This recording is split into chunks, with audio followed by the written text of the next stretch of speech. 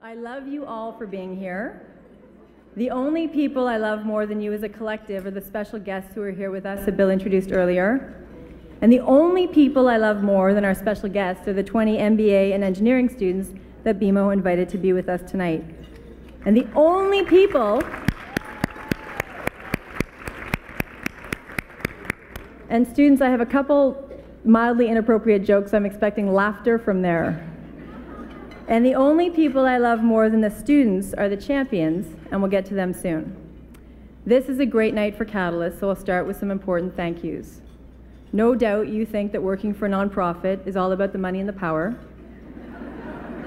but really it's about the people. This is the 5th year of the Catalyst Canada Honours. BMO, Scotiabank, Rogers, and PwC, you've been there since the beginning.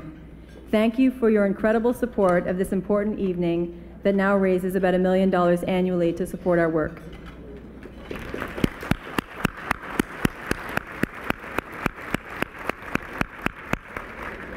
I also want to thank my great Catalyst colleagues for helping to make tonight such a success. There are quite a few companies here who haven't attended before. I'm sure you're wondering what to expect. Well, it's always a warm and inspiring night, and there's only a small chance I'm going to light my bra on fire. Thank you very much. My parents are here. They're like, she went to law school for this.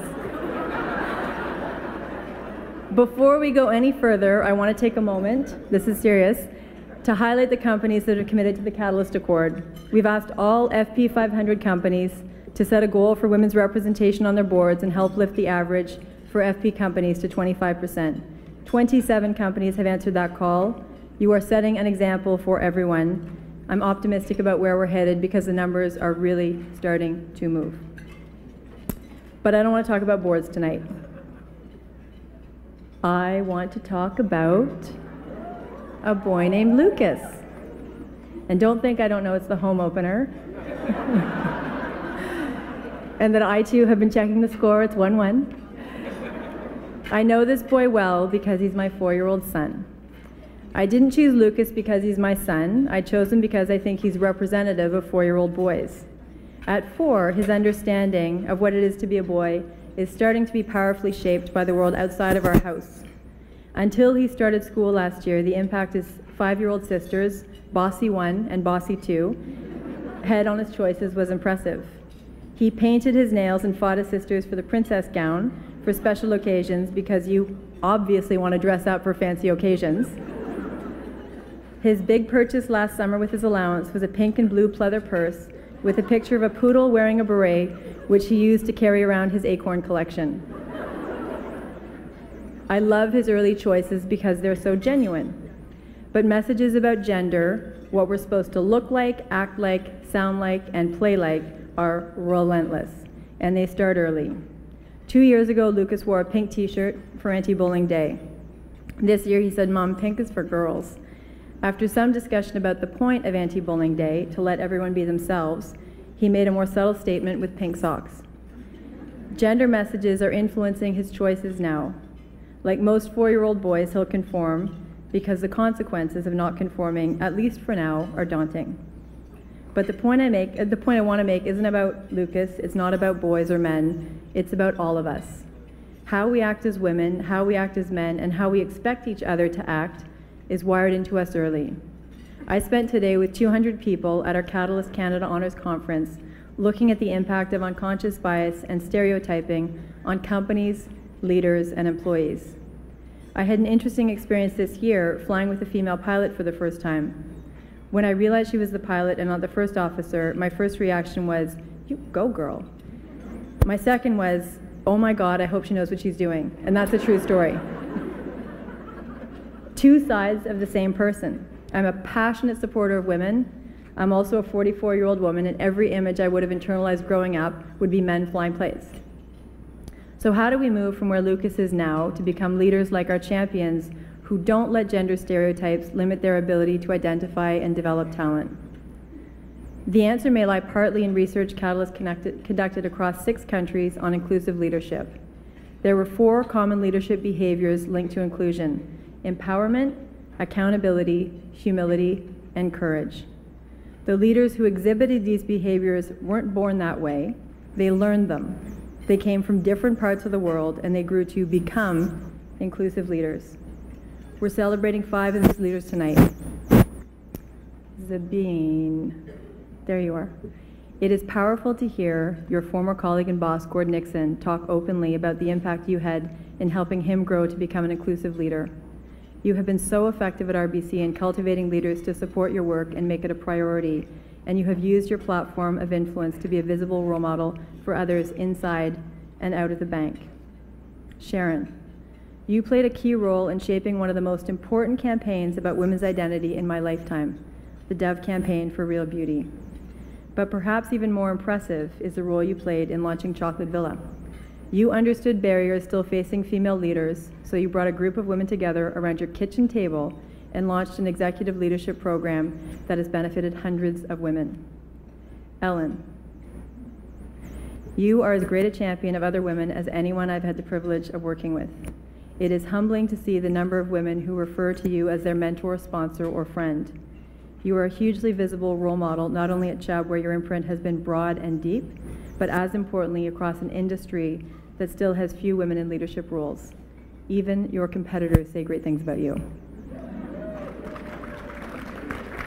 Meet Dean Johnston. Oh wait, that's Dean dressed as an injured ski instructor when he appeared on Undercover Boss Canada. No problem. So fantastic. Exactly. Why'd you lose the hair, man? I'm sure it was a bit of a risk going undercover at Sodexo to get a better sense of the organization through a non-executive vantage point. When I asked one of your senior executives what tangible things came out of appearing on the show, she said that people working at Sodexo got a real sense of your warmth, humility, and approachability. You are a great champion of women. You've also become an important Canadian leader in creating career opportunities for Canada's Aboriginal community, which is so important. Last but not least, Howard. I don't know if you set out to become the Batman of securities law, but you put an important stake in the ground with Comply and Explain. You galvanized momentum in a way that Gotham hasn't seen. My parents have no idea what Gotham is. As the child of a parent who has written and dedicated many, many books to me and my sisters on securities law, which typically elicited a response of, "Dad, that is so embarrassing," I can honestly say that securities law has never been sexier. So true. A profound thanks to all of you for being inclusive leaders and role models for all of us. You really do represent the best of corporate Canada. So where do we go from here? I'll table a little homework for us to take out of this room. First, know yourself as a leader. We all have a female pilot story somewhere in us. Second, understand what you need to do to become a truly inclusive leader and become that. Third, see growth opportunities when it comes to developing your talent. I love the example of Tom Falk, the CEO for Kimberly-Clark. When he became CEO, he shone a light on succession planning, and he asked each of his country heads to drop a list of the 5 top people they were grooming for senior roles.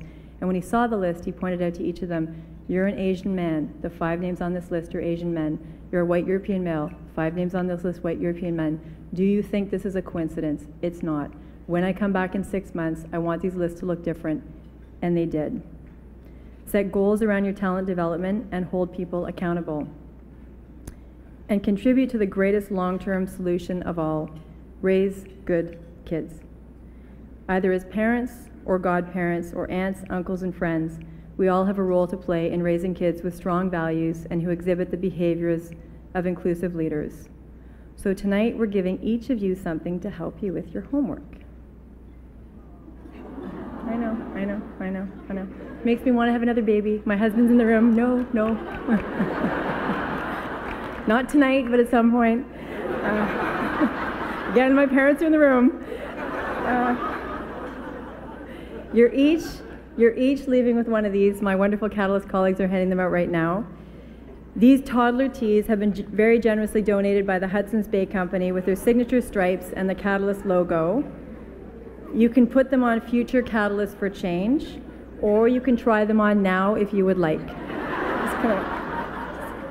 Cool. There are also signature Catalyst candy loot bags for you to grab on your way out tonight. Who knew advancing women could be this fun? Now, typically, this is where I would wrap up by thanking everyone for being here tonight. You'd all leap to your feet chanting 4 more years, 4 more years. But we're going to do things a little bit differently this year on our 5th anniversary. We have one special tribute before we shine the spotlight on our Catalyst Canada Honours champions. Bill, my main man, down. I know when you signed on to be our dinner chair 5 years ago, you made us sign a professional prenup stipulating that we wouldn't publicly say warm and fuzzy things about you, ever. But my friend, tonight, we are going rogue.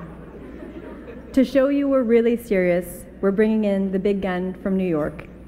I'll simply say thank you for everything you do to support women, including me, and to champion and mentor women so often and well. You are a truly good man.